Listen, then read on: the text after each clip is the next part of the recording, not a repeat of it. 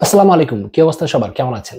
2024 এর শেষের দিকে এসে যারা মিড রেঞ্জে কোনো ফ্ল্যাগশিপ কিলার ডিভাইস নেওয়ার কথা ভাবছেন, স্পেশালি আইকিউ নিও 10, Honor 200 অথবা Redmi K80, এই তিনটা ডিভাইস নিয়ে কনফিউশনে আছেন, তাদেরকে আরো কনফিউজড করে দেওয়ার জন্য আমাদের আজকের ভিডিও।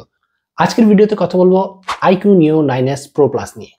এই ডিভাইসটা অর্থাৎ আইকিউ নিও 9s Pro Plus এবং আইকিউ নিও 10, এই দুইটা ডিভাইস অলমোস্ট সিমিলার। দুইটা ডিভাইসে দেওয়া হয়েছে একই প্রসেসর, Qualcomm Snapdragon 8 Gen 3, দামও প্রায় সিমিলার, কিন্তু এটার ক্যামেরাটা একটু বেটার, কেননা এতে দেওয়া হয়েছে 50 মেগাপিক্সেলের আলট্রা ওয়াইড লেন্স। আর তাছাড়া ডিজাইনের দিক দিয়েও প্রচুর মিল রয়েছে।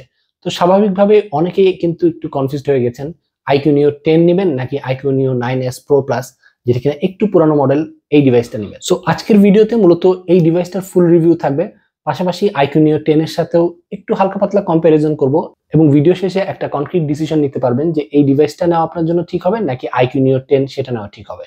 তো চলুন সময় নষ্ট না করে শুরু করা যাক। অসংখ্য ধন্যবাদ সেলটেক বিডিকে এই ডিভাইসটা প্রোভাইড করার জন্য। তাদের কাছে আইকিউ নিও 9s Pro Plus সহ অন্যান্য সকল ডিভাইস খুব রিজনেবল প্রাইসে অ্যাভেলেবেল রয়েছে। সেলটেক বিডির ডিটেলস সবকিছু আমার ডিসক্রিপশন বক্সে দেওয়া আছে, আপনারা চাইলে চেক আউট করতে পারেন। সো শুরুতে কথা বলা যাক ডিজাইন নিয়ে। আইকিউর এই ডিজাইন ল্যাঙ্গুয়েজটা বেশ কমন, ওদের বেশ কিছু ফোনই কিন্তু এই সিমিলার ডিজাইনে তৈরি করা হয়েছে। এর ওজন হচ্ছে 198 গ্রাম এবং এর ওয়েট ডিস্ট্রিবিউশনও বেশ ভালো। এটা সম্পূর্ণ প্লাস্টিক বিল্ড একটা ডিভাইস, সাইডের ফ্রেমটাও প্লাস্টিকের, রিয়ার প্যানেলটাও প্লাস্টিকের। আইকিউ নিও 10টাও কিন্তু ফুলি প্লাস্টিক বিল্ড একটা ফোন ছিল। অন্যদিকে রেডমি K80, ওই ডিভাইসটা কিন্তু সাইডে মেটাল ফ্রেম ছিল এবং বডি ছিল গ্লাস ব্যাগের। সো এই জায়গাটাতে এই ডিভাইসটা নিয়ে অনেকেরই হয়তো বা কমপ্লেইন থাকতে পারে, স্পেশালি এই প্রাইস রেঞ্জের একটা ডিভাইস থেকে আসলে গ্লাস ব্যাগ এবং মেটাল ফ্রেম আশা করাটা খুবই স্বাভাবিক। তবে রিয়ার প্যানেলটা কিন্তু হাতে নিলে আপনার কাছে গ্লাসের মতোই মনে হবে। আমি কিন্তু একটু কনফিউজড ছিলাম যে এটা গ্লাস না প্লাস্টিক, পরে নেটে ঘাটাঘাটি করে দেখলাম এটা আসলে প্লাস্টিকেরই তৈরি। তবে গ্লাস বা প্লাস্টিক যাই হোক না কেন, এর রিয়ারের প্যানেলটা স্পেশালি এই কালার হওয়ার কারণে ফিঙ্গারপ্রিন্ট একদমই পড়ে না। প্রয়োজনীয় পোর্টস অ্যান্ড বাটন সবকিছু এখানে আছে। 3mm জ্যাক নেই, ফ্ল্যাগশিপ কিলার বা ফ্ল্যাগশিপ ডিভাইসগুলোতে আসলে এখন 3mm জ্যাক থাকেও না। আয়ার ব্লাস্টারটা উপরের দিকে দেওয়া হয়েছে। ফিঙ্গারপ্রিন্ট স্ক্যানার রয়েছে, তবে ফিঙ্গারপ্রিন্ট স্ক্যানারের পজিশনিংটা আমার ভালো লাগেনি, এটা কিছুটা উপরের দিকে। তবে আপনি ব্যবহার করতে করতে আস্তে আস্তে অভ্যস্ত হয়ে গেলে সেটা আর ফিল করবেন না।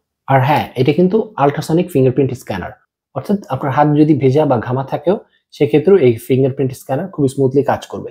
আছে স্টেরিও স্পিকার্স, এর সাউন্ডের কোয়ালিটি ভালো, আমার কাছে সাউন্ডের কোয়ালিটি ক্লিয়ার এবং লাউড মনে হয়েছে। স্পিকারের সাউন্ডের কোয়ালিটি নিচের দিকেরটা একটু লাউডার, উপরের দিকেরটা কিছুটা কম লাউড, সেটা হওয়াটাই স্বাভাবিক। এয়ারপিসের সাউন্ডের কোয়ালিটি আবার ঠিকঠাক, এটা দিয়ে কিন্তু কল রেকর্ডিং এর সুবিধাও রয়েছে। কথা বলা যাক ডিসপ্লে নিয়ে। এর ডিসপ্লের কনফিগারেশন কিন্তু আইকিউ নিও 10 এর সাথে একদম হুবহু মিলে যায়। এটা 6.78 ইঞ্চের একটা এলটিপিও প্যানেলের ডিসপ্লে, অ্যামোলেড প্যানেল। এটা 1 বিলিয়ন কালার সাপোর্ট করে, 144 হার্জ এর রিফ্রেশ রেট, HDR10+ এর সাপোর্ট এবং সাথে আছে 1400 নিটসের ব্রাইটনেস। এবং এই প্যানেলটা 1.5K রেজুলেশনের। এটাতে ওয়াইড 1L1 এর সাপোর্টও পাবেন। HDR এ আমি ভিডিও প্লে করতে পারিনি, স্পেশালি ওটিটি প্ল্যাটফর্মে সর্বোচ্চ 1080p তে ভিডিও প্লে করা যায়। তবে ইউটিউবে কিন্তু 4K 60 FPS এ ভিডিওগুলো ইজিলি প্লে করা যাচ্ছিল।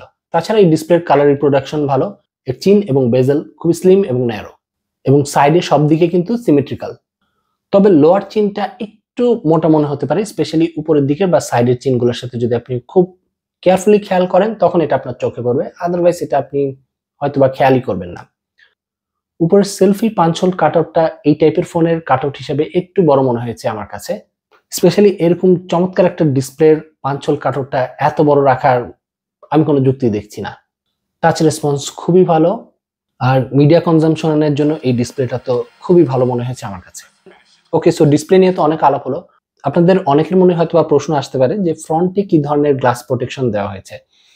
সমস্যাটা যেটা হচ্ছে, এটি নিয়ে অনেক ঘাটাঘাটি করলাম, অনেক ভিডিও দেখলাম, GSMN এরিনাতেও খোঁজ করলাম, এই ডিসপ্লের প্রোটেকশন নিয়ে কোনো রকমের কোনো ইনফরমেশন আমি পাইনি। সো এই ডিভাইসটা ব্যবহার করার ক্ষেত্রে আমি বলবো একটু সতর্কতা অবলম্বন করবেন, যেহেতু ডিসপ্লে প্রোটেকশন সম্পর্কে আমাদের কোনো আইডিয়া নেই, কাজে জাস্ট টু বি সেফ একটা গ্লাস প্রোটেক্টর ব্যবহার করবেন। সো কথা বলা যাক ক্যামেরা নিয়ে। রিয়ারে দেওয়া হচ্ছে 50 মেগাপিক্সেলের ডুয়েল ক্যামেরা সেটআপ, 50 মেগাপিক্সেলের আলট্রা ওয়াইড এবং 50 মেগাপিক্সেলের মেইন শুটার। মেইন শুটারটা হলো সনি IMX921 আর আরেকটা হলো ISOCELL Zen 1। আর ফ্রন্টে দেওয়া হয়েছে 16 মেগাপিক্সেলের সেলফি শুটার। এই প্রাইস পয়েন্টের একটা ডিভাইস হিসাবে আমি আশা করেছিলাম টেলিফোটো লেন্সটা থাকবে, ওইটা থাকলে এর থেকে চমৎকার কিছু পোর্ট্রেট শটস নেওয়া যেত। কিন্তু এই বেশি প্রাইসে কিন্তু আপনি একটু বেটার ক্যামেরা পাচ্ছেন। iQOO Neo 10 এ 8 মেগাপিক্সেলের আলট্রা ওয়াইড ক্যামেরা ছিল, আর iQOO Neo 9S Pro Plus এ আমরা পাচ্ছি 50 মেগাপিক্সেলের আলট্রা ওয়াইড ক্যামেরা। সো এর প্রাইসটা একটু বলে নেই। এর 12/256GB ভ্যারিয়েন্টের প্রাইস হচ্ছে 49,000 টাকা। প্রাইসটা তুলনামূলকভাবে একটু বেশি, স্পেশালি আপনি যদি iQOO Neo 10 বা Redmi K80 এর সাথে কম্পেয়ার করেন, সেই তুলনায় এর প্রাইসটা 4 থেকে 5,000 টাকা বেশি। তবে এর রিয়ারের ক্যামেরা দিয়ে ছবির কোয়ালিটি কেমন আসে সেটাই আসলে দেখার বিষয়। মেইন ক্যামেরা দিয়ে প্রপার লাইটিং কন্ডিশনে ছবি কিন্তু বেশ ভালোই এসেছে। শার্পনেস এবং ডিটেলস ডে লাইট এবং আউটডোর কন্ডিশনে বেশ ভালোই ছিল, এবং এক্সপোজার ব্যালেন্সও কিন্তু ভালো ছিল। তবে কালার টোনটা একটু ওভার স্যাচুরেটেড মনে হয়েছে, সব ছবিতে না, কিছু কিছু ছবির ক্ষেত্রে। তবে ওভারঅল ছবিগুলো একটু ভাইব্রেন্ট মনে হতে পারে আপনার। ডাইনামিক রেঞ্জ ছিল বেশ ওয়াইডার, তবে লো লাইট এবং শ্যাডো এরিয়াতে ডিটেলের পরিমাণ একটু কম ছিল। অন্যদিকে আলট্রা ওয়াইডের ছবিগুলোর কালার টোন আমার কাছে বেশি ভালো লেগেছে, এবং স্যাচুরেশনও ছিল ভালো, ছবিগুলো বেশ নিউট্রাল এসেছে। তবে এর আলট্রা ওয়াইড ক্যামেরা থেকে কিন্তু খুব বেশি এক্সপেকটেশন রাখবেন না। একটা 50 মেগাপিক্সেলের আলট্রা ওয়াইড ক্যামেরা যেরকম ফটোশুট করার কথা, এটা ঠিক সেরকমই শুট করে। তবে ডেফিনেটলি iQOO Neo 10 এর 8 মেগাপিক্সেলের আলট্রা ওয়াইডের সাথে যদি এর ছবির কোয়ালিটি কম্পেয়ার করেন, এটা চোখ বন্ধ করে এগিয়ে থাকবে। তবে লো লাইটের ছবিগুলো মোটামুটি এসছে, স্পেশালি আপনি ডে লাইটের ছবিগুলো যেরকম ভালো আসে, লো লাইটের ছবিগুলো কিন্তু অতটা ভালো না। তবে হ্যাঁ, 8 মেগাপিক্সেলের আলট্রা ওয়াইডের সাথে কম্পেয়ার করলে এর ছবির কোয়ালিটি লো লাইটেও ভালো। তবে মেইন ক্যামেরাটা নাইট মোডে কিন্তু বেশ ভালোই ছবি দিচ্ছিল। ম্যাক্সিমাম ছবি কিন্তু ইউজেবল এবং সোশ্যাল মিডিয়া রেডি ছিল। নয়েজ এবং গ্রেইনের পরিমাণ খুবই কম ছিল, এবং লো লাইটে এর মেইন ক্যামেরার ছবি আপনাকে ডিসঅ্যাপয়েন্ট করবে না। পোর্ট্রেট মোডে এইচ ডিটেকশন খুবই ভালো ছিল, 1x 2x এর অপশন আছে এতে, সেটাও ভালো। তবে ব্যাকগ্রাউন্ড ব্লারনেসটা একটু আর্টিফিশিয়াল মনে হতে পারে। আপনাদের কাছে এর ছবির কোয়ালিটি কেমন লাগলো কমেন্টে জানাতে ভুলবেন না। ফ্রন্টে দেওয়া হয়েছে 16 মেগাপিক্সেলের সেলফি ক্যামেরা। এই 16 মেগাপিক্সেলটা একটু কম মনে হতে পারে, স্পেশালি এই প্রাইস রেঞ্জে এটা 32 মেগাপিক্সেল হলে একদম বেস্ট ডিল হতো। ছবিগুলো একটু ব্রাইট করে দেয়। ডাইনামিক রেঞ্জটা মেইন ক্যামেরার মতো অতটা ভালো না। লাইটিং কন্ডিশনটা খুব ভালো হলে এর থেকে খুব ভালো আউটপুট আপনি হয়তো বা পাবেন। আর লো লাইটের ছবিগুলো আউটডোরের তুলনায় একটু সফট করে ফেলে। মেইন ক্যামেরা দিয়ে ম্যাক্সিমাম আপনি 8K 30 FPS এ ভিডিও শুট করতে পারবেন। রেজুলেশন ভালো হলেও জিটারিং লক্ষ্য করা যায়, এবং স্টেবিলাইজেশনও কম ছিল ভিডিওগুলোতে।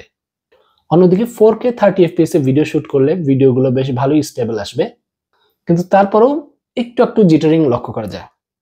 কালার টোন, শার্পনেস এবং ডিটেলস এসব কিছু ঠিকঠাকই ছিল। সো ফাইনালি ক্যামেরা নিয়ে যদি কথা বলি, এর মেইন ক্যামেরাটা iQOO Neo 10 এর মতোই, তবে আলট্রা ওয়াইড ক্যামেরাটা iQOO Neo 10 এর চেয়ে অনেকাংশেই বেটার। কাজেই আপনি যদি বাজেট বাড়িয়ে একটু বেটার ক্যামেরার ফোন নিতে চান, তাহলে আমি বলবো এই ফোনটা ট্রাই করতে পারেন। এই ফোনটি রান করছে Origin OS 4 based on Android 14, এবং প্রসেসর হিসেবে এতে দেওয়া হয়েছে আমাদের সবার প্রিয় Qualcomm Snapdragon 8 Gen 3। এর স্টোরেজ টাইপ হচ্ছে UFS 4.0। এটা অ্যাভেলেবল আছে 12 এবং 16GB র্যামে, এবং 256, 512 এবং 1TB ভ্যারিয়েন্টে। আছে ডুয়েল সিমের সাপোর্ট, তবে আলাদা করে আপনি মেমোরি কার্ড এতে ব্যবহার করতে পারবেন না। এর পাশাপাশি গেমিং এর জন্য এতে কিন্তু Q1 চিপটাও দেওয়া হয়েছে। এই ডিভাইসটার অপটিমাইজেশন খুবই ভালো ছিল, এবং Origin OSটাও বেশ ভালোই রান করে এতে। যদিও চাইনিজ ভ্যারিয়েন্ট হওয়ার কারণে বেশ কিছু ব্লোটওয়্যার থাকছে এতে, তো এটাতে আসলে আপনার ইউজ টু হতে হবে। তবে এই ব্লোটওয়্যার গুলো আপনি চাইলে কিন্তু আনইনস্টল করে নিতে পারবেন। তবে এত হ্যাসেলে হয়তো অনেকেই যেতে চায় না, তার জন্য একটু বিরক্তিকর মনে হতে পারে আপনার কাছে, কিন্তু কিছু করার নেই। তবে ভয় পাওয়ার কিছু নেই, আমাদের দেশীয় যে অ্যাপ্লিকেশন রয়েছে, অর্থাৎ ফুড পান্ডা, বিকাশ বা ব্যাংকিং যে অ্যাপগুলো রয়েছে, সবই কিন্তু এটাতে স্মুথলি রান করতে পারবেন, এবং ডে টু ডে লাইফে এর পারফরমেন্স কিন্তু একদম ফ্ল্যাগশিপ গ্রেডেরই ছিল। অ্যাপ ওপেন এবং ক্লোজিং থেকে শুরু করে মাল্টিটাস্কিং এ সব জায়গায় কিন্তু ভালো রেজাল্ট পাচ্ছিলাম। এক কথায় এর র্যাম ম্যানেজমেন্ট খুবই ভালো। আর তাছাড়া যেহেতু 12GB র্যাম আছে, কাজে এটা যে কোনো কিছুই রান করার জন্য গুড এনাফ, এবং একসাথে অনেক অ্যাপ এতে আপনি রান করতে পারবেন, এবং কোনো রকমের হ্যাং বা ল্যাগ এই ডিভাইসটা করে না। ডে টু ডে ইউজেজে এই ফোনটা কিন্তু খুব একটা হিট জেনারেট করে না। গেমিংয়েও এটা থেকে বেশ ভালো সাপোর্ট পেয়েছি আমি।